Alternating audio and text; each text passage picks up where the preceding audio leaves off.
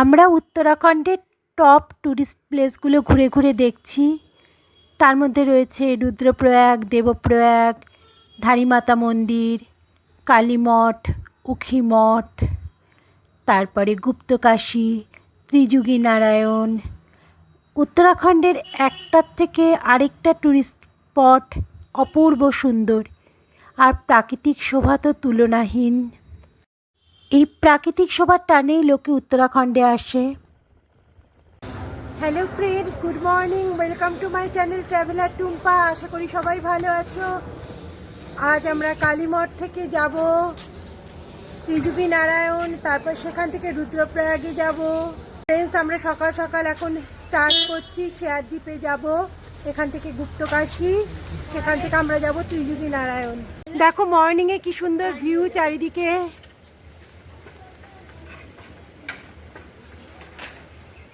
আমরা খুব সকাল সকাল রওনা দিচ্ছি কালীমঠ থেকে। এখান থেকে শেয়ার জিপে করে গুপ্তকাশী, তারপর সেখান থেকে সোনপ্রয়াগ, তারপর যাব আমরা ত্রিযুগী নারায়ণ। इधर से थोड़ा दिखा देना। ठीक है। हम लोग एक बार पैदल आए थे रांची से कालीमठ, जंगल जंगल।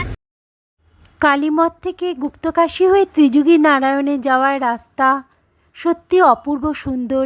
এর প্রাকৃতিক দৃশ্য অবশ্যই উত্তরাখণ্ডে আসলে পরে এই জায়গাগুলো কভার করার চেষ্টা করবে। তো ফ্রেন্ডস, আমরা পৌঁছে গেছি গুপ্তকাশীতে। এখান দিয়ে গুপ্তকাশী মন্দিরে যায়। এবার এখান থেকে আমরা গাড়ি চেঞ্জ করে যাচ্ছি ত্রিযুগী নারায়ণে। সব জায়গাতেই এখানে শেয়ার জিপ পাবে, যদিও বাসের সংখ্যা খুবই কম, তাই শেয়ার জিপে করেই যেতে হয়। শেয়ার জিপ প্রচুর অ্যাভেলেবেল আছে, তবে একটু মর্নিংয়ে রওনা দেবে, তাহলে পরে অনেকটা জার্নি তো এক জায়গা থেকে আরেক জায়গায় যেতে, তাই ঠিক ঠিক সময় পৌঁছে যেতে হলে পরে অনেকটা সকাল সকালই রওনা দিতে হয়। ত্রিযুগী নারায়ণে যাবার রাস্তা এটা। অপূর্ব সুন্দর প্রাকৃতিক দৃশ্য, পাহাড়ের কোলে সুন্দর জায়গা ত্রিযুগী নারায়ণ। অবশ্যই উত্তরাখণ্ডে আসলে পরে আসবে। এটা হচ্ছে গেটওয়ে ত্রিযুগী নারায়ণে ঢোকবার।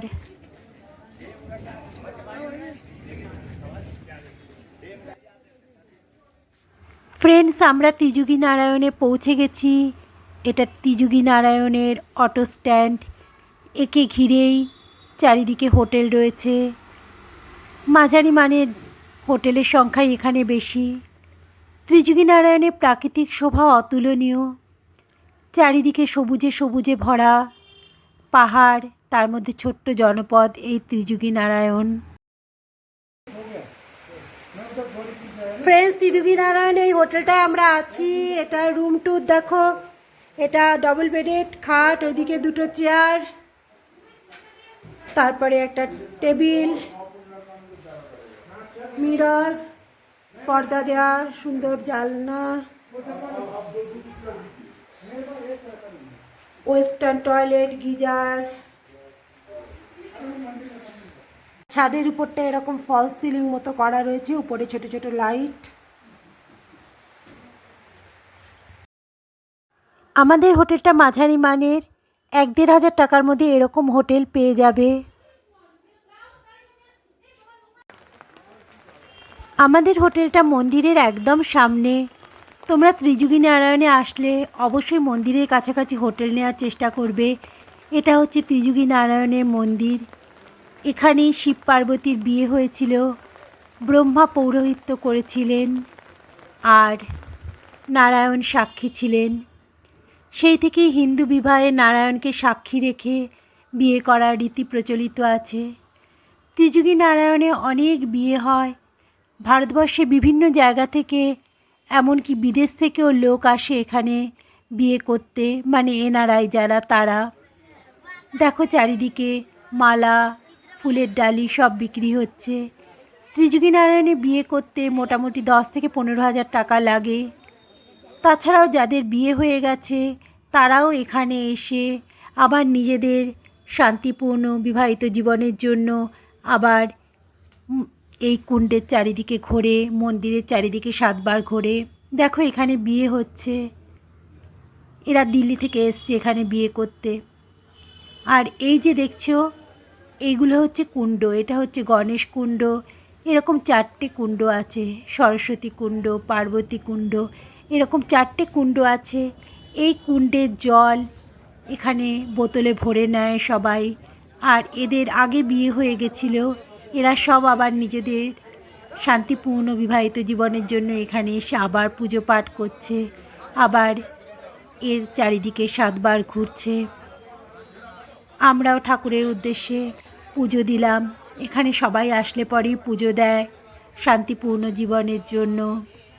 এই মন্দিরে প্রচণ্ড মাহাত্ম্য আছে, বিভিন্ন জায়গা থেকে লোক আসে। আর এই যে দেখছো অখণ্ড আগুন জ্বলছে, এটাই মনে করা হয় যে শিব পার্বতীর বিয়ের যজ্ঞের আগুন। এই হলো পুরো মন্দিরটা। মেইন মন্দির ছাড়াও চারপাশে আরও ছোট ছোট কয়েকটা মন্দির আছে। আমরা সব মন্দিরগুলোই ঘুরে দেখছি।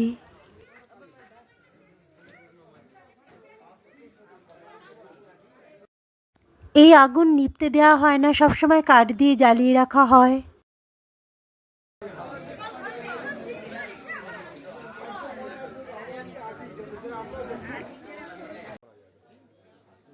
যারা এখানে বিয়ে করতে আগ্রহী তারা এখানে এসে মন্দির কমিটির সাথে যোগাযোগ করে।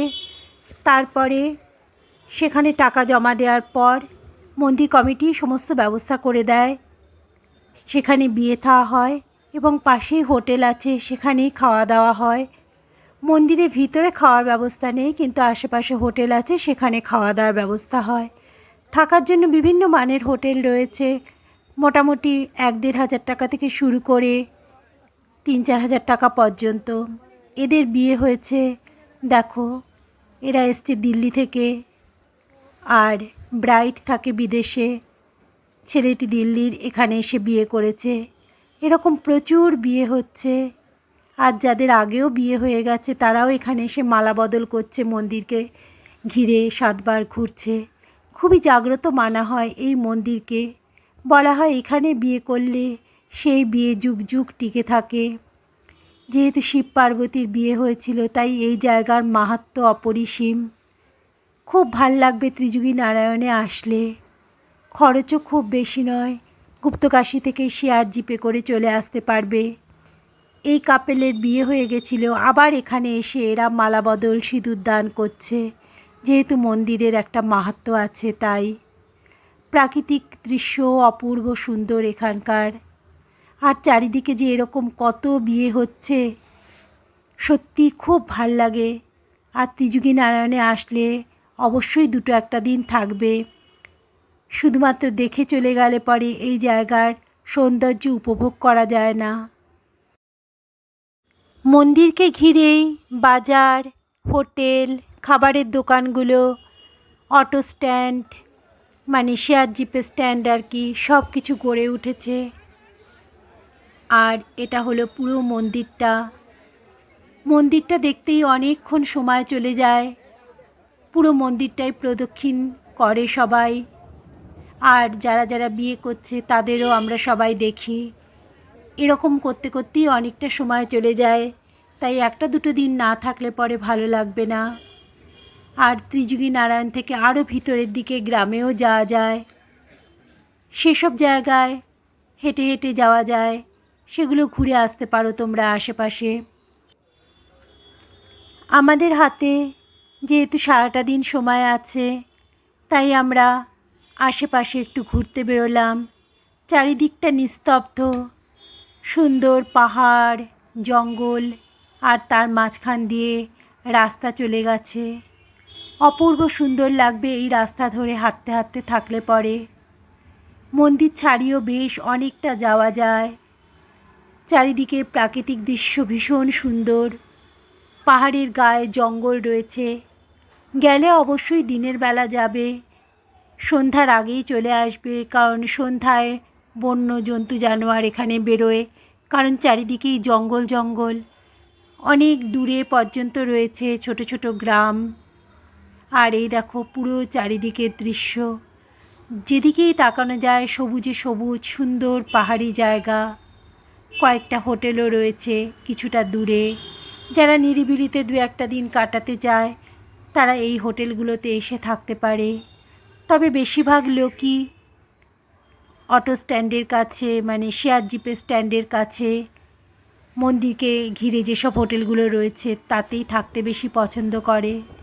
ফ্রেন্ডস, আমরা এখন চলেছি ত্রিযুগী নারায়ণের ভিউ পয়েন্টস দেখতে। এই ভিউ পয়েন্টটা ত্রিযুগী নারায়ণ মন্দির থেকে 50 মিটার দূরত্বে। তোমরা আসলে অবশ্যই দেখবে এই জায়গাটা। ভিউ পয়েন্ট থেকে চারিদিকের দৃশ্য ভীষণ সুন্দর।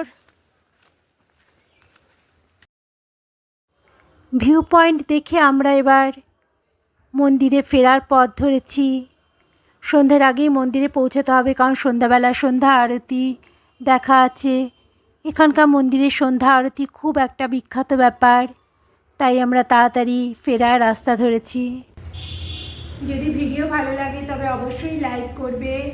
আমার চ্যানেল ট্রাভেলার টুম্পাকে প্লিজ সাবস্ক্রাইব করবে আর ফ্রেন্ডস অ্যান্ড ফ্যামিলির সাথে শেয়ার করে দিও।